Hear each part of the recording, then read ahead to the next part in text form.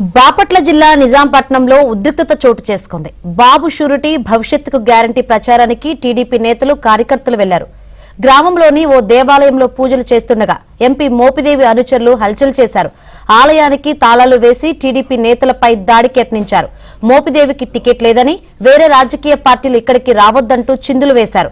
మద్యం మత్తులో బూతులతో రెచ్చిపోయారు. దీంతో టీడీపీ, వైసీపీ నేతల మధ్య తీవ్ర వాగ్వాదం జరిగింది. నిజాంపట్నంకు ఇరు పార్టీల నేతలు, కార్యకర్తలు భారీ సంఖ్యలో చేరుకోవడంతో ఘర్షణ వాతావరణం నెలకొంది.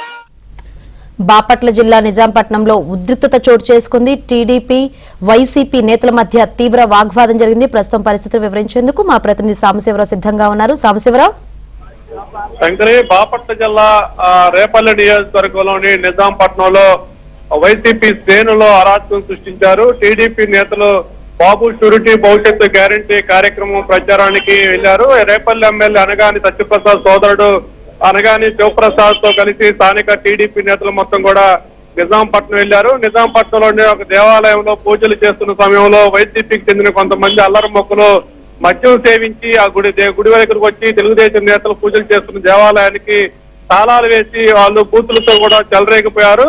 వైసీపీలో ఎంపీగా ఉన్న మోపిదేవి వెంకటరమణకు వచ్చే ఎన్నికల్లో టికెట్ నిరాకరించి కొత్త అభ్యర్థిని వైసీపీ తెర మీద తీసుకొచ్చింది. దీంతో తమ నాయకుడికి సీటు లేకపోవడంతో కూడా ఇక్కడికి ఏ రాజకీయ పార్టీ తమ గ్రామంలోకి రావటానికి వీలు లేదు అంటూ కూడా వాళ్ళు మద్యం మత్తులో టీడీపీ నేతలపై దౌర్జన్యం చేసి దాడికి ప్రయత్నం చేశారు. అయితే టీడీపీ నేతలు కూడా ప్రతిఘటించిన నేపథ్యంలో అక్కడ టీడీపీ, వైసీపీ నేతల మధ్య ఘర్షణ వాతావరణం చోటు చేసుకుంది.